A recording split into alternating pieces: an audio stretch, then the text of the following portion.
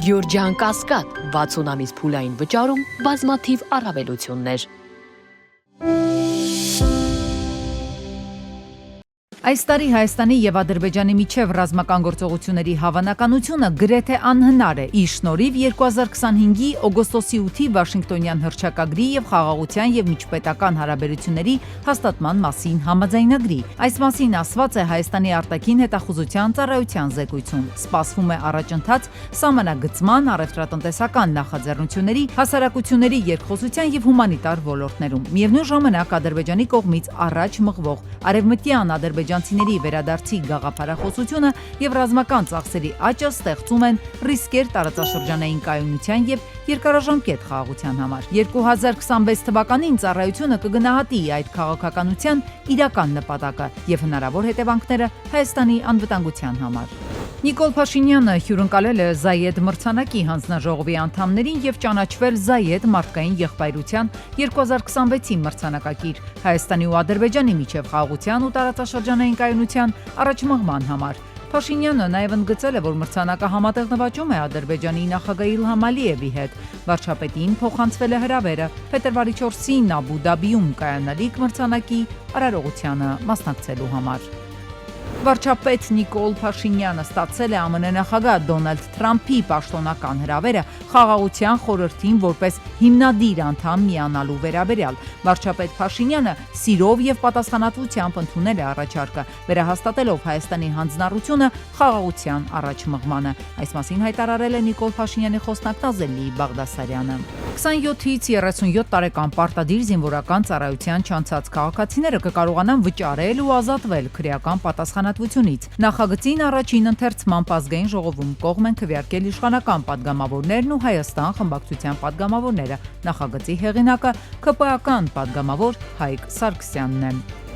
Հունվարի 27-ը սահմանվել է որպես հանուն հայրենիքի զոհվածների հիշատակի եւ խոնարհման օր եւ կդառնա ոչ աշխատանքային։ Օրինագծի հիմնավորման մեջ նշվում է, որ նախկինում նման հատուկ օր չի եղել, երբ բոլոր ժամանակների ռազմական գործողությունների ընթացքում զոհվածների հիշատակը մեծարելու համար լինի եւ մարդիկ մինչ այժմ հարգում էին այն բանակի օրը կամ այլ առիթներով։ Մարկո Ռուբիոն դրականը գնահատել ադրբեջանական վառելիքի մատակարարումները Հայաստանն Ադրբեջանի արտաքին գործերի նախարար Բայրամովը ԱՄՆ պետքարտուղար Ռուբիոյի հետ հեռախոսազրույցի ընթացքում ներկայացրել է նաև Ադրբեջանի դիրքորոշումը Բաքվի եւ Երևանի միջև հարաբերությունների կարգավորման ու խաղաղության հեռանկարների վերաբերյալ։ Ընդգծվել է նաև TRIP նախաձեռնության իրականացման ուղղությամբ տարվող աշխատանքների կարևորությունը։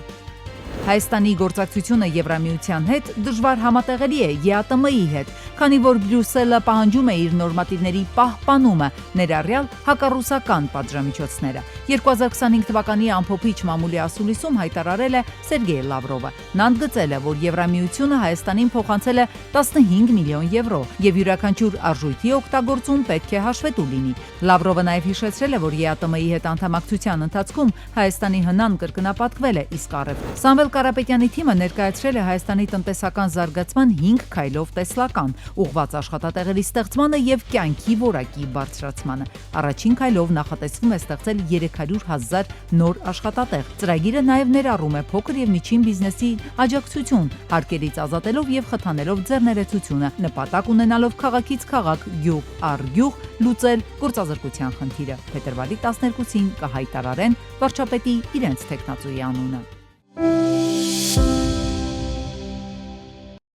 Քաղաքացիները ապրիլի 15-ից հետո Հայաստանի Հանրապետության երկրորդ սերնդի թղթադրամները կարող են անվճար փոխանակել բանկերում եւ կենտրոնական բանկում։ Ներկայում երկրորդ սերնդի թղթադրամների հիմնական զանգվածն ունի բարձր ֆիզիկական մաշվածություն։ Շրջանառության մեջ գտնվող 1000, 5000, 10000 եւ 20000 դրամ անվանական արժեքով թղթադրամների զանգվածի հիմնական մասը կազմում են երրորդ սերնդի թղթադրամները։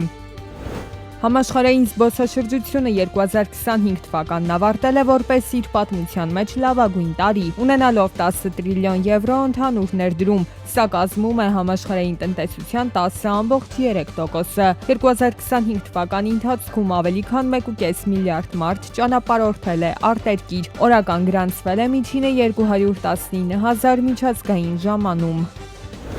2025 թվականի դեկտեմբերի ընթացքում հսկիչ դրամարկղային մեքենաների կիրառման կանոնների խախտումներ արձանագրվել են 509 հարկ վճարողի մոտ։ Տուգանքների ընդհանուր չափը կազմել է 197 միլիոն դրամ։ Վարձու աշխատողների չձևակերպման դեպքեր էլ արձանագրվել են 72 հարկ վճարողի մոտ։ Տուգանքների ընդհանուր չափը 74 միլիոն դրամ։ Տվյալները փոխանցում էին պետական եկամուտների կոմիտեից։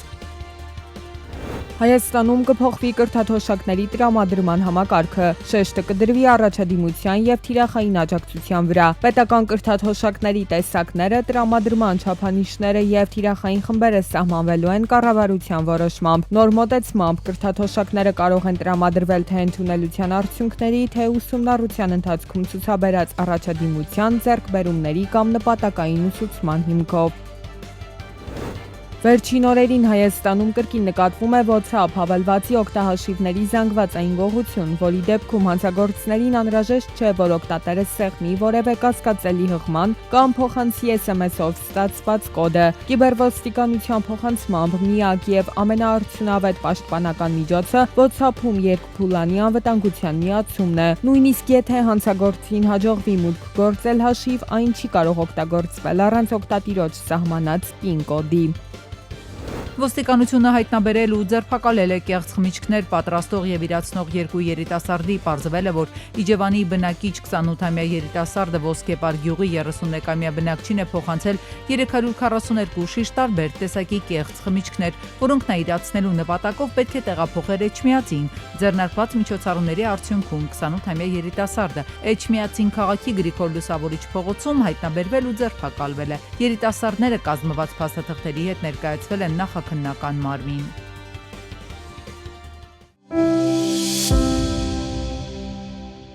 Իրանում բողոքի ցույցերի զոհերի թիվը հասել է 4029-ի, հաղորդում է հրամանագործակալությունը նշելով, որ անկարգությունների ընթացքում ձերբակալվել է 26000-ից ավելի մարդ։ Ամերիկյան Վիրջինիա նահանգում գործող գործակալությունը հայտնում է, որ ինտերնետ հասանելիությունը շարունակում է խնդիր մնալ։ Ինտերնետի լայնածավալ անջատումների պատճառով գործակալությունը դեռևս հստակ տեղեկատվություն չի կարողանում ստանալ տեղի բնակչությունից։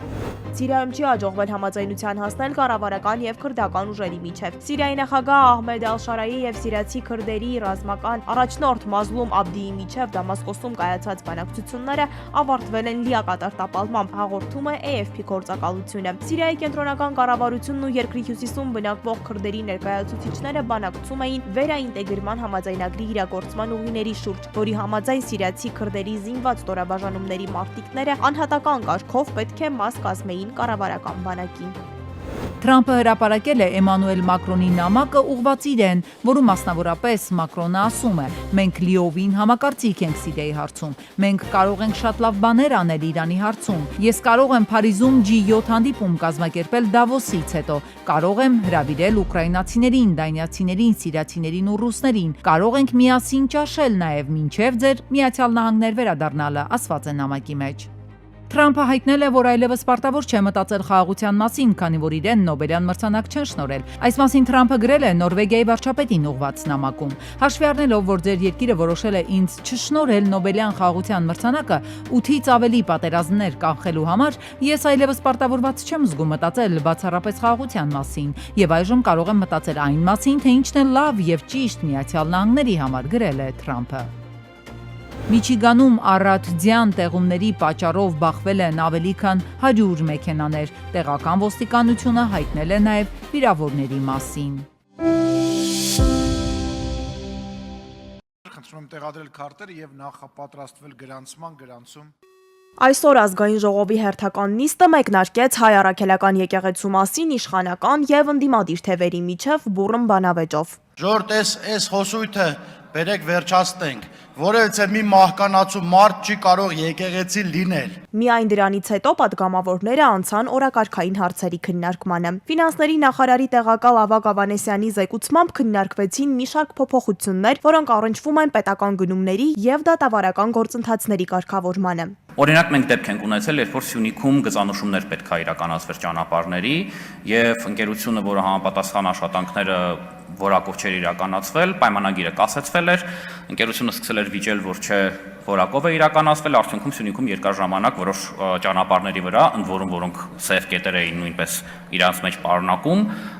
գծանշում չէր իրականացվում ու մարդկանց կյանքին եւ առողջությանը վտանգ էր սպառնում։ Առաջարկվող փոփոխություններով կառավարությանը հնարավորություն է տրվում որոշ դեպքերում միջամտել մասնավոր ընկերությունների գործունեությանը, հարկատուի շահը առավել արդյունավետ պաշտպանելու նպատակով։ Օրակարգում էին նաև դատական համակարգին վերաբերող փոփոխությունները։ Նախատեսվում է էթիկայի եւ կարգապահական հարցերով հանձնաժողովում 3-ով ավելացնել ոչ դատավոր անդամների թվակազմը։ Կան միջազգային ստանդարտներ, որ նման հանձնաժողովներում պետք է դատավորների թիվը որոշակիորեն գերակայի, բայց դա չի նշանակում, որ պետք է այդ անդամների թիվը գերակայի այնքան մեծ թվով, ինչը որ հիմա ունենք մեր գործող օրենսդրությամբ։ Ըստ այդմ մենք մեր առաջարկի արդյունքում այդ տարբերությունը կլինի ընդամենը 1 անդամի ուրեմն թվով, որը շատ մեծ ազդեցություն կարող կունենա մեր կարծիքով որոշումների կայացման վրա։ Նպատակն է փոխել դատավորների եւ իրավաբան գիտնականների հարաբերակցությունը, ապահովելով ավելի օբյեկտիվ մոտեցում կարգապահական վարույթների ընթացքում եւ նվազեցնելով կորպորատիվ շահերի ազդեցությունը։ Քվեարկություն։ Քվեարկությամբ ընդունվեցին նախապես քննարկված բոլոր նախագծերը, այդ թվում տարկետում ստացած եւ միջազգային բարձր վարկանիշ ունեցող համալսարաններում կրթություն ստացած քաղաքացիներին հնարավորություն տրվեց ուսումն ավարտելուց հետո առնվազն 3 տարի աշխատել Հայաստանում, ինչից հետո ազատվել պարտադիր զինվորական ծառայությունից։ Խորհրդարանն ընդունեց նաեւ տոներին եւ հիշատակի օրերին վերաբերող փոփոխությունները, որոնց համաձայն հունվարի 27-ը սահմանվեց որպես հայրենիքի պաշտպանության համար զոհվածների հիշատակի օր եւ դարձավ ոչ աշխատանքային։ Ձայների շող մեծամասնությամբ ընդունվեց նաև զինվորական ծառայությանը վերաբերող փոփոխությունների փաթեթը։ Ըստ դրա 27-ից 37 տարեկան շուրջ 1200 քաղաքացիներ, որոնք չեն անցել պարտադիր ժամկետային ծառայություն, հայրենիք վերադառնալուց հետո ազատազրկման փոխարեն կարող են ընտրել այլընտրանքային տարբերակներ համապատասխան դրամական վճարով։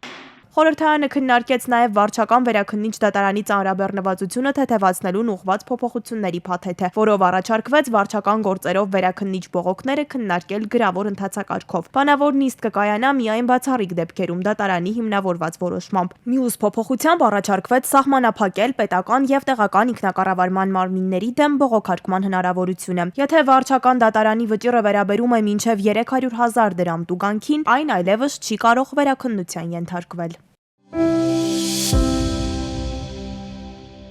Նախորդ տարվա ոչ քաղաքական ամենակննարկված թեմաներից մեկը հավանաբար օդի աղտոտման խնդիրն էր։ Ով է աղտոտում, ինչու է աղտոտում, ինչպես է աղտոտում, վտանգավոր է, վտանգավոր չէ։ Հարցեր, որոնց պատասխանները հասարակությունը այդպես էլ հստակ չի ստացել։ Միջազգային կառույցներն արտահայտում են իրենց մտահոգությունը, տեղական պետական մարմինները լավատեսական հայտարարություններ անում, բայց դրանից չի փոխվում զգացողությունը, որ վատ օդ է շնչում։ Մթնոլորտային օդի պահպանության ուղղությամբ մենք արձանագրել ենք 617 իրավախախտման դեպք, 2024 թվականին եղել է 397-ը, ընդհանուր տուգանքների չափը կազմել է 34 միլիոն 980 հազար դրամ։ Իրավասու մարմինը տարվա ընթացքում ստուգումներ է իրականացրել հանրապետության տարբեր հատվածներում, ֆիքսել է օդի աղտոտման բազմաթիվ դեպքեր։ Խնդիրը սակայն դժվար թե լուծվի պլանային ստուգումներով եւ ընդունված մոտեցումներով։ Քաղաքներում եւ քաղաքամերձ տարածքներում արտադրական գործունեություն ծավալող մեծ ու փոքր օբյեկտների մեծ մասը, օրինակ, տարվա այս սեզոնին օգտագործում են մեքենայի այրված յուղ կամ աղացած անվադող ջեռուցման համար։ Դա օդի աղտոտման երաշխավորված աղբյուր է։ Իրավիճակը ես գնահատում եմ բավարար, ոչ վատ։ Երևան քաղաքում մենք 225 չափագրում ենք իրականացվել, ընդամենը 5 անգամ գերազանցում նորմայից եղել է 5 դեպքով եւ 20-25 դեպքով եղել է մինչեւ 5 անգամ գերազանցում, իսկ մնացած դեպքերում մենք գերազանցում չենք արձանագրել։ Այս տվյալները ֆիքսվել են բնապահպանության եւ ընդերքի տեսչական մարմնի տեղադրած սարքերի միջոցով։ Դրանք ճշգրիտ են, երևի մասամբ, քանի որ առաջիկայում Երևանում տեղադրվելիք նոր տեխնիկան ըստ Մարտիրոսյանի ավելի ճշգրիտ տվյալներ կփոխանցի իրենց։ Երկու կայաններ են տեղադրվում այս պահին, բավականին թանկարժեք կայաններ են ընդ որում, եթե չեմ սխալվում, երկուսը միասին մոտ 300 միլիոն դրամի մասն է խոսքը, Ճապոնիայի կառավարության հետ համատեղ աջակցությամբ, երբ որ մենք այդ կայանները կունենանք եւ ճշգրիտ տվյալներ կունենանք, նաեւ կկարողանանք հասկանալ, թե իրականում ինչն է ինչքան է աղտոտված մեր մթնոլորտը, աղտոտված է թե աղտոտված չի։ Օդի մաքրությունն ապահովելու համար պետք է պայքարել դրա աղտոտման դեմ եւ այդ պայքարը հստակ գործողություններ է ենթադրում։ Անհրաժեշտ է նաեւ թթվածնի աղբյուր, ծառերն ապօրինի հատողների ձեռքը բռնել։ Ենթադրվում է, որ այս ոլորտում դրական դինամիկա կա, համենայն դեպս վիճակագրության համաձայն։ Ապօրինի ծառահատումներով մենք ունենք դրական դինամիկա, եթե 24 թվականին մենք արձանագրել էինք 13013 հատված ապօրինի ծառ, ապա 25 թվականին մենք արձանագրել ենք 11852 հատված ծառ։ Մյուս կողմից էկոակտիվիստները ահազանգում են անտառաշատ տարածքներում լայնածավալ անտառահատումների մասին։ Դրանք մասամբ հաստատվում են համացանցում երբեմն տարածվող արբանյակային լուսանկարներով, որոնք ցույց են տալիս այս կամ այն հատվածում անտառի նոսրացման փաստը։ Հույս կա, որ նոր էկոպարեկային ծառայության շնորհիվ գոնե առաջիկայում հնարավոր կլինի նվազեցնել անտառահատումների ծավալները։ Ձեռք ենք բերել լազերային սկանավորման համակարգեր, լիդար համակարգի մասին է խոսքը, նաև այդ տեխնոլոգիան մենք կարող ենք օգտագործել անտառների վերահսկողության ժամանակ, ինչը հնարավորություն է տալիս, օրինակ, կոնկրետ տարածության վրա, ասենք 200 հեկտարի վրա պայմանական ասած, անհատապես շատ կարճ ժամանակում պարզել քանի հատ ծառ կա այդ տարածքում, ինչ հաստության բներ ունեն այդ ծառները, ինչ սաղարթներ ունեն։ Տեսչական մարմնի ղեկավարի խոսքով ընդհանուր 2025-ի ընթացքում հանրապետությունում գրանցվել է մոտ 24 միլիարդ դրամի վնաս, որը հասցվել է հանրապետության տարածքում շրջակա միջավայրին, եւ դա գրեթե 300%-ով ավելի է 2024-ի ցուցանիշից։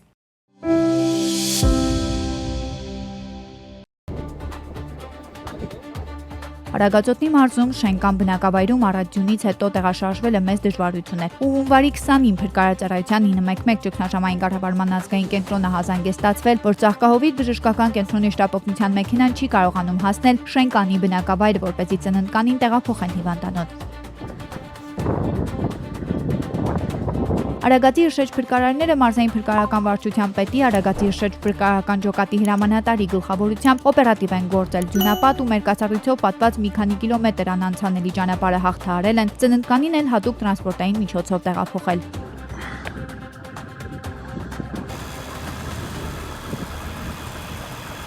Արդեն գյուղի սկզբնամասում նրանց սպասում է շտապօգնության մեքենան։ Հիվանդանոց ուղեկցելու համար էլ ոստիկանության պարեկային ծառայության Արագածոտնի մարզի գումարտակի երկրորդ վաշտի երկրորդ դասակի պարեկներն էին ժամանել։